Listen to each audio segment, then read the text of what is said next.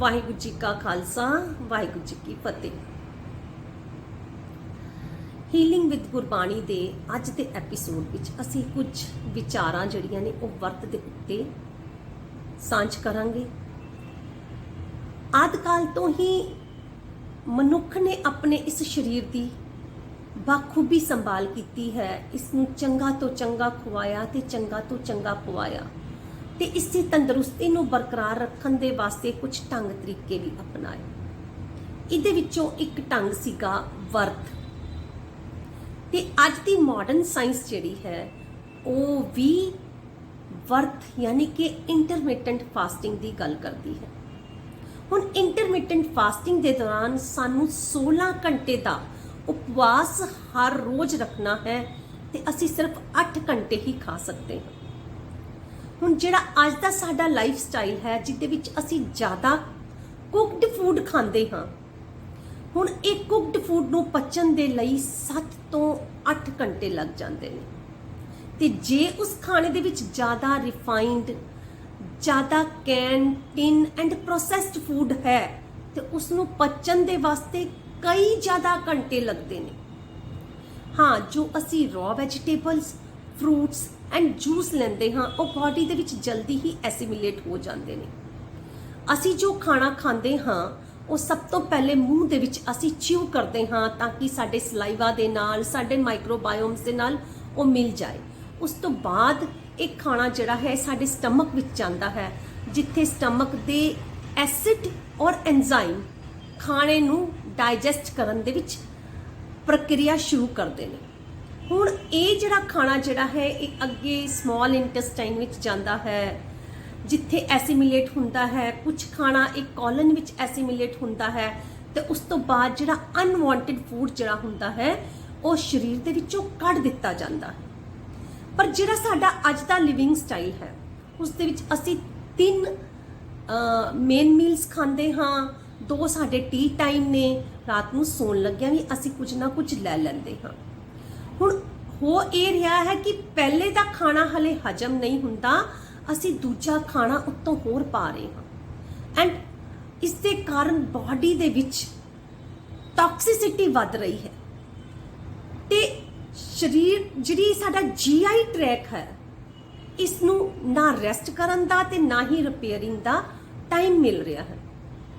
ਹੁਣ ਅੱਜ ਨੈਚੁਰੋਪੈਥੀ ਵਾਲੇ, ਇੰਟੀਗ੍ਰੇਟਿਵ ਸਾਇੰਸ ਵਾਲੇ ਇਹ ਲੋਕ ਬਹੁਤ ਸਾਰੀਆਂ ਬਿਮਾਰੀਆਂ ਜਿਹੜੀਆਂ ਸਾਡੇ ਇਸ ਲਾਈਫ ਸਟਾਈਲ ਦੇ ਕਾਰਨ ਹੋ ਰਹੀਆਂ ਨੇ, ਉੱਥੇ ਪਾਣੀ ਦਾ ਵਰਤ, ਰਸਾ ਆਹਾਰ ਤੇ ਕਈ ਦਿਨ ਦਾ ਉਪਵਾਸ ਰੱਖ ਕੇ ਇਹਨਾਂ ਬਿਮਾਰੀਆਂ ਨੂੰ ਦੂਰ ਕਰਨ ਦਾ ਜਿਹੜਾ ਹੈ ਉਹ ਢੰਗ ਤਰੀਕਾ ਅਪਣਾਇਆ ਜਾ ਰਿਹਾ ਹੈ। ਹੁਣ ਅਸੀਂ ਜੇ ਗੱਲ ਕਰੀਏ ਗੁਰਬਾਣੀ ਦੀ ਤੇ ਕਿ ਗੁਰਬਾਣੀ ਇਹਨਾਂ ਵਰਤਾਂ ਦੇ ਬਾਰੇ ਸਾਨੂੰ ਕੀ ਸੇਧ ਦਿੰਦੀ ਹੈ, ਤੇ ਪਾਤਸ਼ਾਹ ਕਹਿੰਦੇ ਨੇ ਵਰਤ ਤਪਨ ਕਰ ਮਨ ਨਹੀਂ ਭੀਜੈ, ਰਾਮ ਨਾਮ ਸਰ ਅਵਰ ਨਾ ਪੁੱਛੈ। ਇਹ ਜਿਹੜੇ ਸਰੀਰ ਦੇ ਵਰਤ ਜਿਹੜੇ ਨੇ ਨਾ ਇਹ ਮਨ ਦੇ ਉੱਤੇ ਅਸਰ ਨਹੀਂ ਪਾਉਂਦੇ ਐਂਡ ਜਿਹੜਾ ਸਾਡਾ ਮਨ ਜਿਹੜਾ ਹੈ ਉਹ ਹੀ ਸਾਡੀ ਬਾਡੀ ਦਾ ਡਰਾਈਵਰ ਹੈ ਔਰ ਸਾਡੇ ਇਸ ਮਨ ਦੇ ਨਾਲ ਜਿਹੜਾ ਹੈ ਸਾਡੀ ਬਾਡੀ ਦੀ ਹਰ ਇੱਕ ਸੈੱਲ ਜੁੜੀ ਹੋਈ ਹੈ ਸਾਡੇ ਬ੍ਰੇਨ ਦੇ ਨਾਲ। ਐਂਡ ਜਦੋਂ ਅਸੀਂ ਜੀਆਈ ਟਰੈਕ ਦੀ ਗੱਲ ਕਰੀਏ, ਇਹ ਪੂਰਾ ਦਾ ਪੂਰਾ ਗੈਸਟ੍ਰੋ ਇੰਟੈਸਟਾਈਨਲ ਜੋ ਟਰੈਕ ਜਿਹੜਾ ਹੈ ਇਸ ਦੇ ਅੰਦਰ ਪੂਰੇ ਨਿਊਰੋਨਸ ਜਿਹੜੇ ਨੇ ਇਹਨਾਂ ਦਾ ਜਾਲ ਵਿਛਿਆ ਹੋਇਆ ਹੈ। ਹੁਣ ਇਸ ਨੂੰ ਅਸੀਂ ਕਿਵੇਂ ਸਮਝੀਏ ਕਿ ਜਦੋਂ ਸਾਨੂੰ ਕੋਈ ਬੁਰੀ ਖਬਰ ਮਿਲਦੀ ਹੈ ਜਾਂ ਅਸੀਂ ਸਟ੍ਰੈਸ ਜਾਂ ਐਂਜ਼ਾਈਟੀ ਵਿੱਚ ਹੁੰਦੇ ਹਾਂ ਤਾਂ ਸਾਡੀ ਭੁੱਖ ਜਿਹੜੀ ਹੈ ਉਹ ਖਤਮ ਹੋ ਜਾਂਦੀ ਹੈ ਔਰ ਗੁੱਸੇ ਦੇ ਵਿੱਚ ਜਿਹੜਾ ਅਸੀਂ ਖਾਣਾ ਖਾਂਦੇ ਹਾਂ ਉਹ ਸਾਨੂੰ ਐਸਿਡਿਟੀ, ਬਲੋਟਿੰਗ ਕਰਦਾ ਹੈ। ਹੁਣ ਇਹ ਵੀ ਹੁੰਦਾ ਹੈ ਕਿ ਕੁਝ ਲੋਕ ਜਿਹੜੇ ਨੇ ਜਿਨ੍ਹਾਂ ਨੂੰ ਐਂਜ਼ਾਈਟੀ ਐਂਡ ਡਿਪਰੈਸ਼ਨ ਹੁੰਦਾ ਹੈ ਉਹ ਖਾਣਾ ਬਾਰ-ਬਾਰ ਖਾਂਦੇ ਨੇ ਕਿਉਂਕਿ ਖਾਣਾ ਜਿਹੜਾ ਹੈ ਇਹ ਸਾਨੂੰ ਮੋਮੈਂਟਰੀ ਪਲੇਜ਼ਰ ਦਿੰਦਾ ਹੈ, ਕਿਉਂਕਿ ਜਿਹੜਾ ਹੈਪੀ ਹਾਰਮੋਨ ਸੈਰਾਟੋਨਿਨ ਜਿਹੜਾ ਹੈ ਉਹ ਸਿਰਫ 20% ਬ੍ਰੇਨ ਦੇ ਵਿੱਚ ਬਣਦਾ ਹੈ ਔਰ 80% ਜਿਹੜਾ ਸੈਰਾਟੋਨਿਨ ਹੈ ਉਹ ਸਾਡੇ ਗੱਟ ਦੇ ਅੰਦਰ ਬਣਦਾ ਹੈ। सो ये बॉडी जो सिर्फ सर्वाइवल जानती है, जो हमेशा जीना ही जानती है, इस करके अपनी एंजाइटी और डिप्रैशन ਨੂੰ हटाने वास्ते लोग ज़्यादा खाते हैं एंड उसका रिजल्ट ये निकलता है कि उन्होंने प्रॉब्लम्स जड़ियाँ ने वो भी मल्टीप्लाई हो जांदियां ने, क्योंकि पातशाह जड़े ने वो ये कहते ने वर्त नेम संजम में रहता तिनका आड़ ना पाया। ये मन जड़ा है ना, ये असी जड़े उपवास रखते हैं ना, उसका कौड़ी जिन्ना मूल भी नहीं पाता। ये इतना ताकतवर है ना, ये अपनी ही मन मर्जी करता है। पाशा कहते शरीर कटाए हो में कर राती, वर्त नेम करे बहु पाती, नहीं तुल राम नाम विचार, नानक गुरमुख नाम जपिए एक बार। सो ये बारी ये जिहड़ी मनुखा जिहड़ी सानू बार मिली है, ये नाम जपण वास्ते ही मिली है, क्योंकि जिहड़े असी वर्त संजम रखते हैं ना, वर्त शरीर करके वर्त नेम संजम में रहता तिनका आड़ ना पाया, आगे चलन और है भाई उहा काम ना आया। क्योंकि जदों समाज विच रिश्तेदारियां निभाण विच जदों जीण दा, जदों खुशियां दा, जदों सहज दा टाइम आंदा है ना, उहा काम ना आया। उत्थे ये शरीर दा रखिया होया व्रत जिहड़ा है ना, वो नहीं काम आंदा। उत्थे तां तैनू राम नाम सर अवर ना पुजे। सो तैनू इस शरीर के व्रत तो पहले मन का व्रत जिहड़ा है ना, वो रखना पएगा।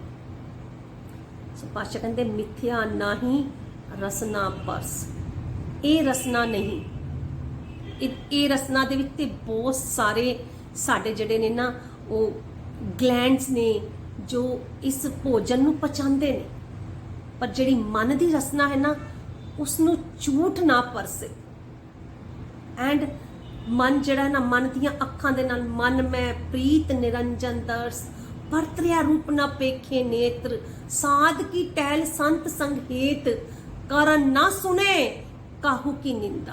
क्योंकि इथों जिहड़ी निंदा जिहड़ी अंदर जाती है ना, वो मन दे सारे इंद्रियां नू जिहड़ा है ना वो खराब करती। करन ना सुने काहू की निंदा, सबते जाने आपस को मंदा। सो निमरता दा उपवास तैनू रखना है। गुर प्रसाद बिख्या पर हरे, मन की वासना मन ते डरे। सो ये जिहड़े मन दे टॉक्सिन्स जिहड़े ने ना, जो तेरी सारी साइकोसोमैटिक और तेरी लाइफस्टाइल डिजीज दा मेन कारण ने, ये टरनगे गुर प्रसाद। ये तेरे गुर ज्ञान दे नाल, गुणा दे नाल, सत संतोख दा व्रत रखन दे नाल, परतरिया रूप वो जिहड़ी पराई जिहड़ी मत तू लोकां दी मत जिहड़ी तू हर वक्त रहिंदा रहिंदा ना, उस तो छुटना है तैनू। पातशाह कहंदे इंद्री जित पंच दोख ते रहत, नानक कोट मधे को ऐसा अपर्स। फिर जो तेरा शरीर है ना, वो अपर्स हो जाएगा, सारे टॉक्सिन्स तो निकल जाएगा, ते हर एक बीमारी बिना किसी दवाई दे तो ठीक कर सकता है। इस करके आसा की वार विच पातशाह सानू होर सेध देंदे ने। पातशाह कहंदे ने सेव कीती संतोखी, जिन्नी सच्चो सच ते आया, उन्नी मंदे पैर ना रखियो, कर सुकृत धर्म कमाया। चंगा सोच सोच के चंगियां विचारां दे नाल धर्म कमाएगा। धर्म मन तो शुरू हुंदा है ते तन ते जांदा है। और जिहड़ा असी शरीर दे तल ते जो असी व्रत रखते हाँ कि शायद असी एकादशी, नरातरे, नौवीं, दसवीं ये वाले अगर असी व्रत रख के धर्मी बन जावांगे, नहीं। सो उन्नी मंदे पैर ना रखियो, कर सुकृत धर्म कमाया, उन्नी दुनिया तोड़े बंधना। असी किसी जेल विच बंद नहीं हाँ, पर हाँ ਅਸੀਂ ਆਪਣੇ ਈਗੋ, ਆਪਣੇ ਲਾਲਚ, ਆਪਣੀ ਤ੍ਰਿਸ਼ਨਾਵਾਂ, ਆਪਣੀਆਂ ਮੰਗਾਂ, ਆਪਣੀਆਂ ਲਾਲਸਾਵਾਂ, ਆਪਣੇ ਈਗੋ, ਆਪਣੇ ਹੰਕਾਰ ਦੇ ਬੰਧਨਾਂ ਦੇ ਵਿੱਚ ਹਮੇਸ਼ਾ ਬੰਦੇ ਰਹਿੰਦੇ ਹਾਂ। ਸੋ ਜਦੋਂ ਸਤ ਸੰਤੋਖ ਆਂਦਾ ਹੈ ਨਾ, ਤਾਂ ਹੀ ਉਨੀ ਦੁਨੀਆ ਤੋੜੀ ਬੰਧਨਾ, ਅੰਨ ਪਾਣੀ ਥੋੜਾ ਖਾਇਆ। ਔਰ ਅਸੀਂ ਜੇ ਇਹ ਇੱਕ ਸੱਚ ਹੈ ਕਿ ਜਦੋਂ ਅਸੀਂ ਸ਼ੁਰੂ ਤੋਂ ਹੀ ਸੁਣਦੇ ਆ ਰਹੇ ਹਾਂ 2 ਜੂਨ ਦੀ ਰੋਟੀ, ਅਸੀਂ ਜਿੰਨਾ ਖਾਣਾ ਇਸ ਸਰੀਰ ਵਿੱਚ ਪਾਉਂਦੇ ਹਾਂ ਨਾ, ਇਸ ਸਰੀਰ ਨੂੰ ਹਜਮ ਕਰਨ ਵਾਸਤੇ ਉਤਨੀ ਹੀ ਜ਼ਿਆਦਾ એનર્ਜੀ ਖਰਚ ਕਰਨੀ ਪੈਂਦੀ ਹੈ। ਸੋ ਉਨੀ ਦੁਨੀਆ ਤੋੜੇ ਬੰਧਨਾ, ਆਪਣੇ ਲਾਲਚ, ਇਸ ਮਨ ਦੀ ਇਹ ਜਿਹੜੀ ਰਸਨਾ ਸੋਈ ਲੋਭ ਮੀਠੇ ਸਾਧ ਹੈ ਨਾ, ਇਹਦੇ ਬੰਧਨ ਵਿੱਚੋਂ ਨਿਕਲਣਾ ਹੈ। ਤਾਂ ਫਿਰ ਅਸੀਂ ਉਹ ਬਾਹਰ ਵਾਲੀ ਇੰਟਰਮਿਟੈਂਟ ਫਾਸਟਿੰਗ ਜਿਹੜੀ ਹੈ ਨਾ, ਜੋ ਬੜੀ ਔਖੀ ਲੱਗਦੀ ਹੈ, ਉਹ ਵੀ ਈਜ਼ੀ ਹੋ ਜਾਏਗੀ। ਔਰ ਇਹਦਾ ਰਿਜ਼ਲਟ ਪਤਾ ਕੀ ਨਿਕਲੇਗਾ? ਤੂੰ ਬਖਸ਼ਿਸ਼ੀ ਅਗਲਾ, ਨਿਤ ਦੇਵੇ ਚੜੇ ਸਵਾਇਆ, ਵਡਿਆਈ ਵੱਡਾ ਪਾਇਆ। ਸੋ ਇਸ ਢੰਗ ਦੇ ਨਾਲ ਸਾਨੂੰ ਵਡਿਆਈ ਜਿਹੜੀ ਇਹੀ ਹੈ ਕਿ ਸਾਡੀ ਇਮਿਊਨਿਟੀ ਸਾਨੂੰ ਮਿਲ ਸਕਦੀ ਹੈ, ਤਨ ਦੇ ਵੀ ਲੈਵਲ ਤੇ ਔਰ ਮਨ ਦੇ ਵੀ ਲੈਵਲ ਤੇ। ਸੋ ਮਨ ਬਲਵਾਨ ਜਦੋਂ ਹੋ ਜਾਏਗਾ ਨਾ, ਸਗਲ ਸ੍ਰਿਸ਼ਟ ਕੋ ਰਾਜਾ ਦੁਖੀਆ, ਜਿਹੜਾ ਆਪਣੇ ਹੀ ਬੰਧਨਾਂ ਦੇ ਵਿੱਚ ਦੁਖੀ ਹੋਇਆ ਹਰ ਕੋ ਨਾਮ ਜਪਤ ਹੋਏ ਸੁਖੀਆ। ਸੋ ਪਾਤਸ਼ਾਹ ਇੱਕ ਜਗ੍ਹਾ ਜਿਹੜੇ ਅਸੀਂ ਰਿਚੁਅਲਸ ਬਣਾਏ ਹੋਏ ਨੇ ਧਰਮ ਦੇ ਨਾਂ ਦੇ ਉੱਤੇ, ਔਰ ਜਿਹੜਾ ਅਸੀਂ ਉਹ ਵਰਤ ਰੱਖਦੇ ਹਾਂ, ਪਾਤਸ਼ਾਹ ਕਹਿੰਦੇ ਏਕਾਦਸ਼ੀ ਨਿਕਟ ਪੇਖੇ ਹਰ ਨਾਮ।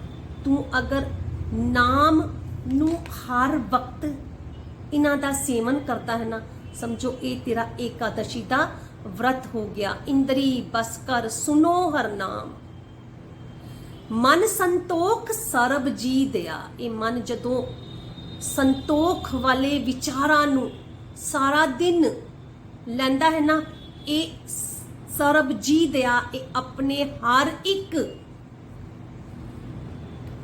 परिवार ਦੇ ਜਿਹੜੇ ਸਾਡੇ ਕਰਮ ਇੰਦਰੇ, ਗਿਆਨ ਇੰਦਰੇ, ਜੋ ਸਾਡੇ ਅੰਦਰ ਦੇ ਜਿਹੜੇ ਮਾਈਕਰੋਬਾਇਓਮਸ ਨੇ, ਜਿਹੜੇ ਉਹ ਜੀ ਨੇ, ਉਹਨਾਂ ਦੇ ਉੱਤੇ ਦਇਆ ਕਰਦਾ। ਸੋ ਦਇਆ ਸਭ ਤੋਂ ਪਹਿਲੇ ਸਾਨੂੰ ਆਪਣੇ ਉੱਤੇ ਕਰਨੀ ਹੈ। ਵਾਧੂ ਦਾ ਖਾਣਾ ਸਾਡੇ ਸਰੀਰ ਦੇ ਉੱਤੇ ਇੱਕ ਬਰਡਨ ਹੈ। ਮਨ ਸੰਤੋਖ ਸਰਬ ਜੀ ਦਇਆ, ਇਨ ਬਿਦ ਵਰਤ ਸੰਪੂਰਨ ਥੀਆ। ਸੋ ਇਸ ਢੰਗ ਦੇ ਨਾਲ ਇਹ ਵਰਤ ਜਿਹੜਾ ਹੈ ਇਹ ਸੰਪੂਰਨ ਹੋ ਸਕਦਾ ਹੈ, ਤੇ ਅਸੀਂ ਆਪਣੀ ਹਰ ਇੱਕ ਸਾਈਕੋਸੋਮੈਟਿਕ ਤੇ ਲਾਈਫ ਸਟਾਈਲ ਡਿਜ਼ੀਜ਼ ਤੋਂ ਬਿਨਾਂ ਦਵਾ ਤੋਂ ਅਸੀਂ ਠੀਕ ਹੋ ਸਕਦੇ ਹਾਂ। ਅੱਜ ਦੀਆਂ ਵਿਚਾਰਾਂ ਸੁਣਨ ਦੇ ਲਈ ਆਪ ਜੀ ਦਾ ਬਹੁਤ ਬਹੁਤ ਧੰਨਵਾਦ। ਗੁਰਬਾਣੀ ਵਿਚਾਰ ਕਰਦੇ ਹੋਈਆਂ ਭੁੱਲਾਂ ਦੇ ਲਈ ਖਿਮਾ ਦੀ ਜਾਚਕ ਹਾਂ। ਫਤਿਹ ਬੁਲਾਉਂਦੀ ਹਾਂ। ਵਾਹਿਗੁਰੂ ਜੀ ਕਾ ਖਾਲਸਾ, ਵਾਹਿਗੁਰੂ ਜੀ ਕੀ ਫਤਿਹ।